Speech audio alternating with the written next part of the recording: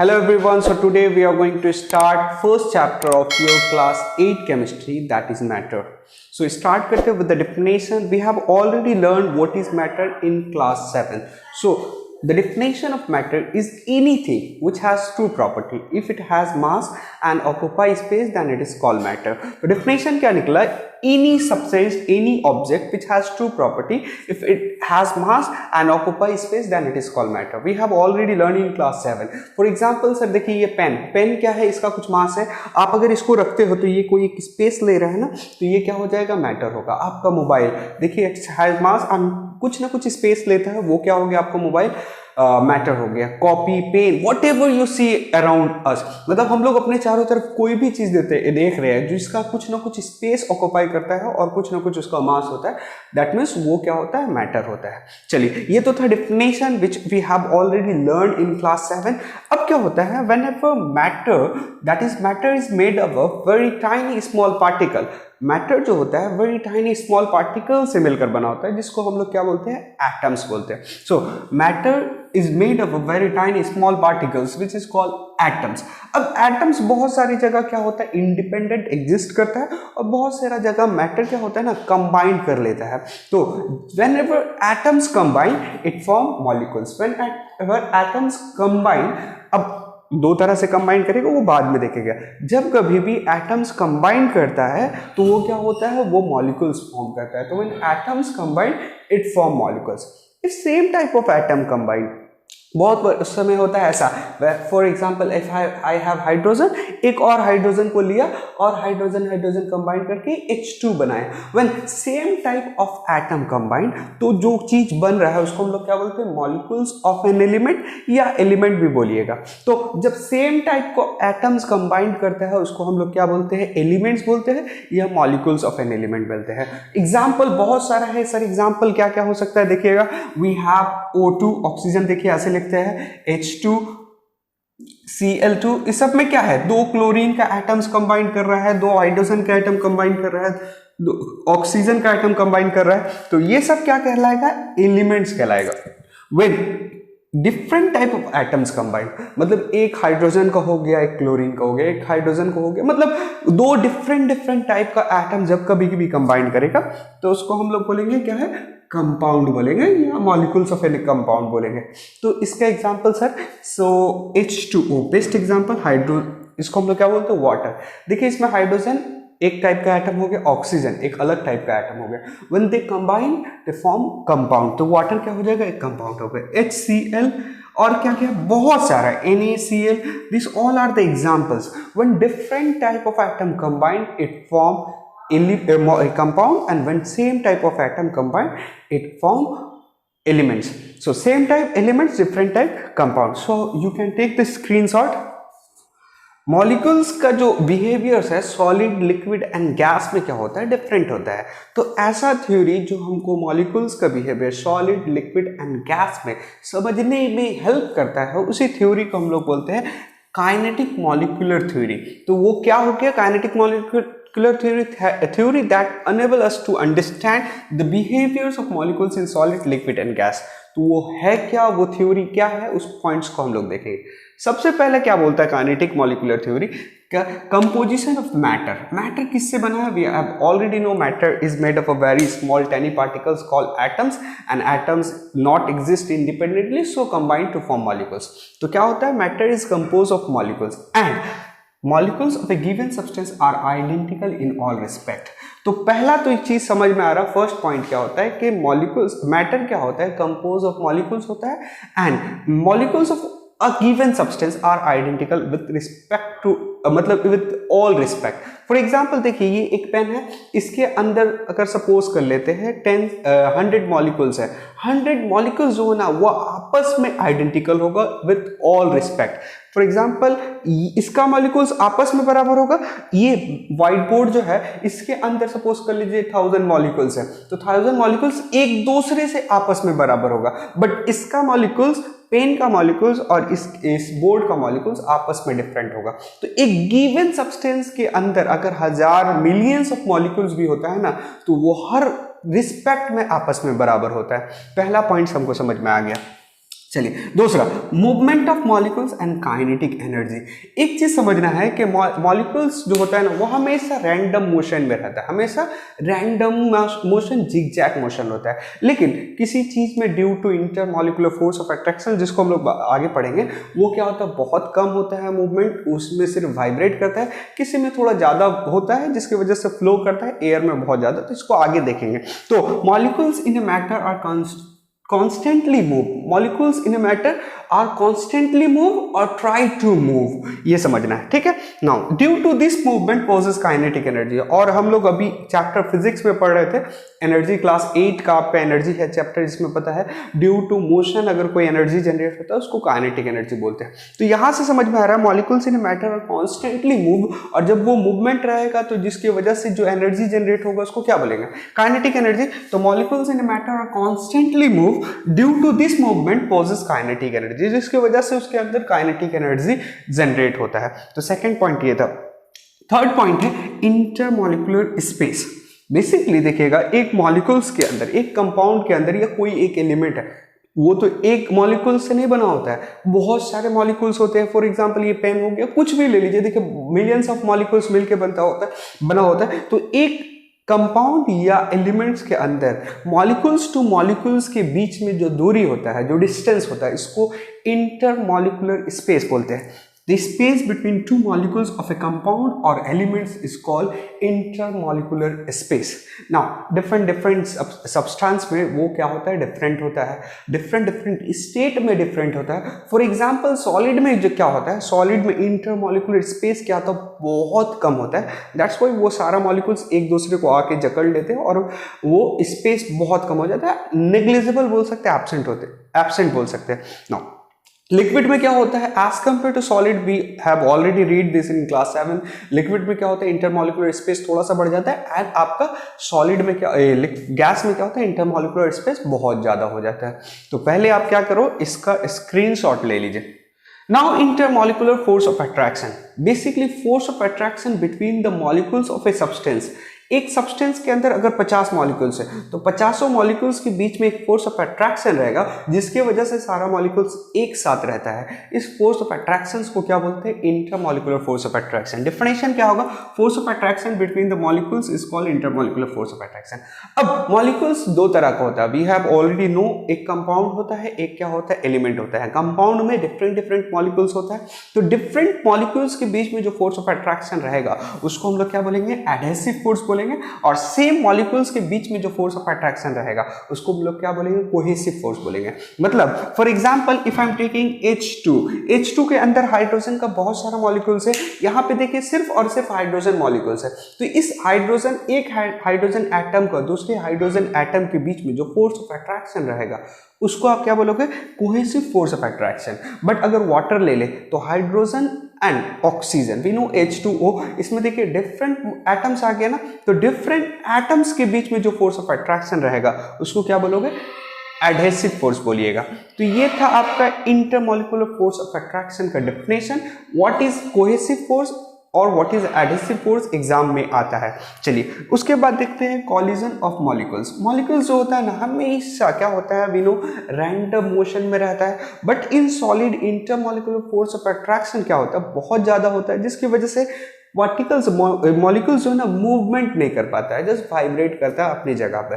But in liquid और gas they are in random motion, ये क्या होते हैं, एक दूसरे को स्ट्राइक करते हैं। एंड इवन जिस कंटेनर में रखा गया है, या एयर जैसे हमारे रूम में है, तो एयर जो होता है एक दूसरे पार्टिकल से, एक दूसरे मॉलिक्यूल से टकरा रहे हैं, एंड साइमल्टेनियसली वॉल से भी टकराते हैं।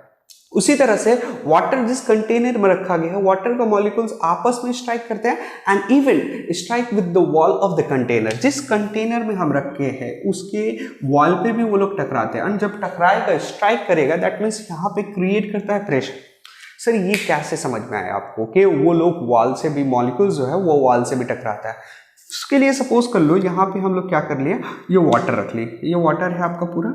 चलिए अब देखिए को वाटर में कभी भी यहाँ पे अगर बकेट के यहाँ पे अगर हम होल करते हैं तो पानी ना ऐसे नहीं करता है, पानी कैसे करता है सर, कुछ डिस्टेंस पे जाके गिरता है। वाई?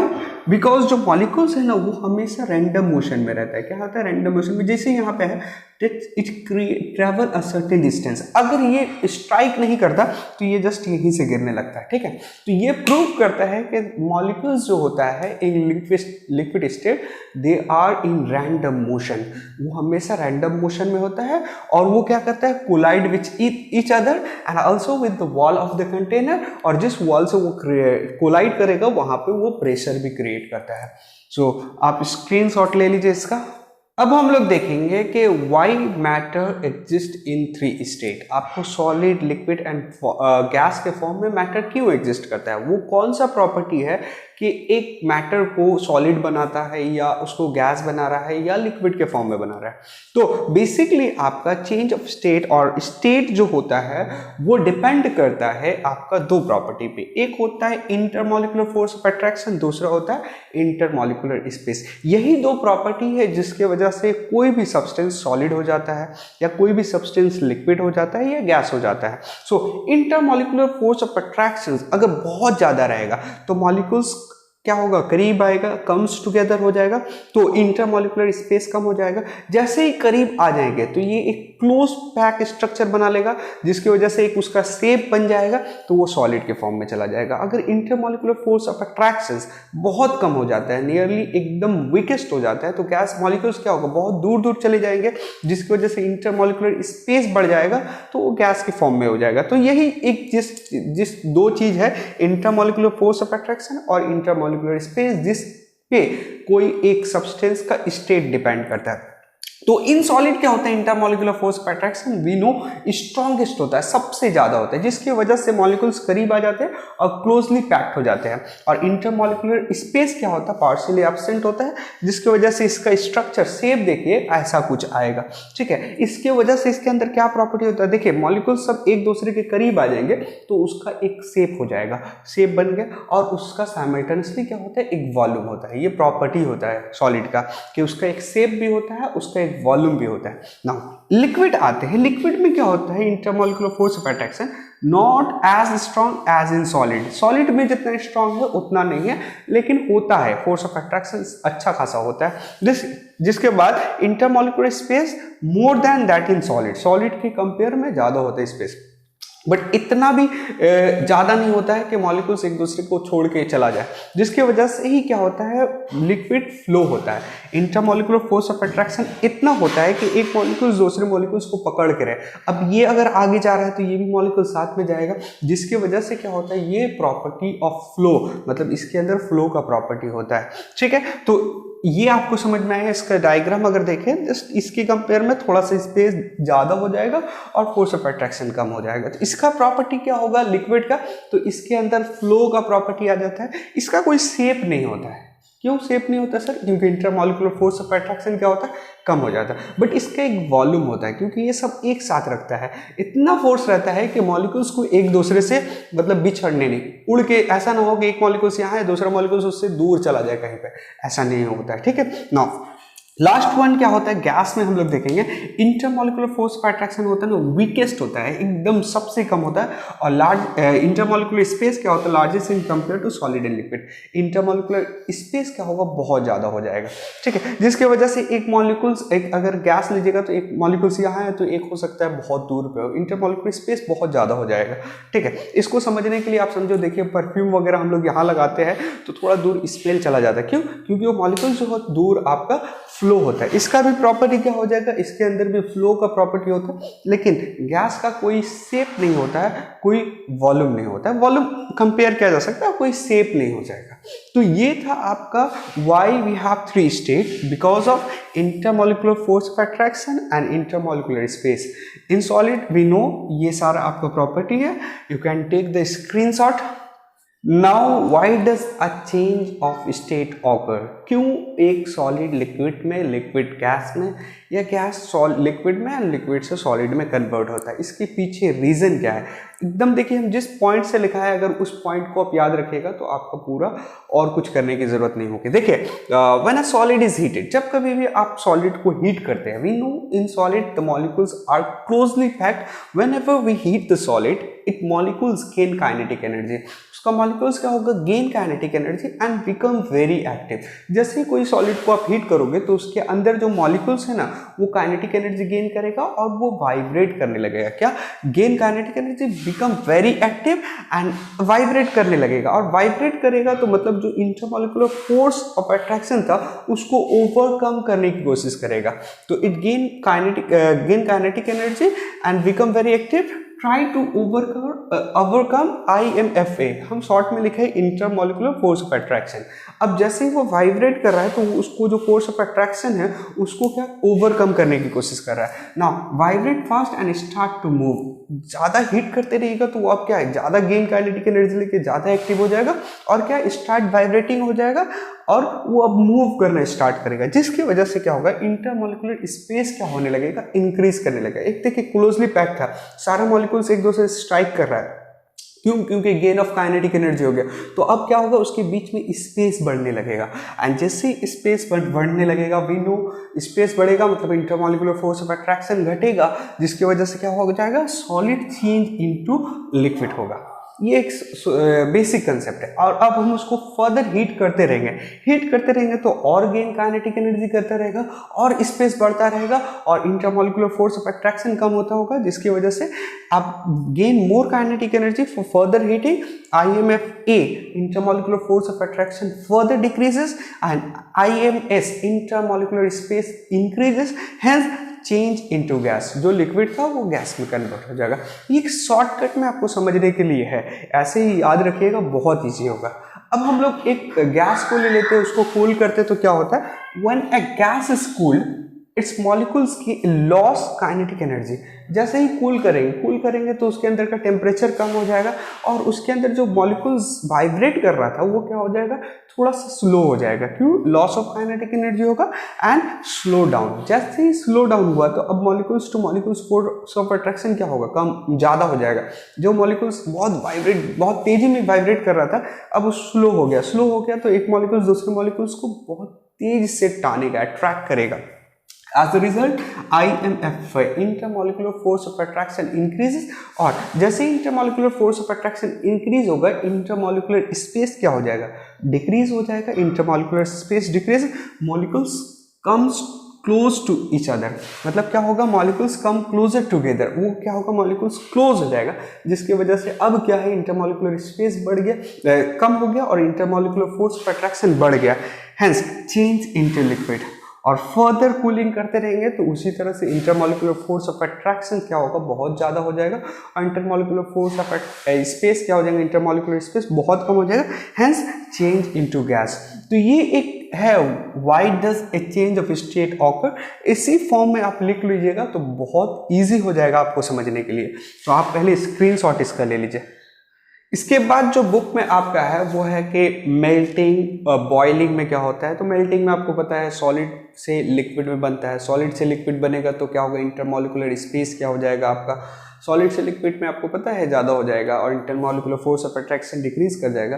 एंड देन बॉइलिंग में क्या हो जाएगा, लिक्विड टू गैस हो जाएगा तो इंटरमॉलिक्यूलर फोर्स ऑफ अट्रैक्शन क्या हो जाएगा आपका, और कम हो जाएगा और स्पेस क्या होगा, ज़्यादा हो जाएगा। उसी तरह अपोजिट जो अभी हम लोग पूरा जो टेबल देखे थे उसी तरह से पूरा। उसके बाद क्या है, कंडेंसेशन मतलब क्या होता है, गैस टू लिक्विड में कन्वर्ट होना। गैस से लिक्विड होगा तो इंटरमॉलिक्यूलर स्पेस क्या हो जाएगा, गैस में ज़्यादा होता है कम हो जाएगा। इंटरमॉलिक्यूलर फोर्स ऑफ अट्रैक्शन क्या हो जाएगा आपको, ज़्यादा हो जाएगा। गैस से लिक्विड स्पेस कम और फोर्स ऑफ अट्रैक्शन ज़्यादा।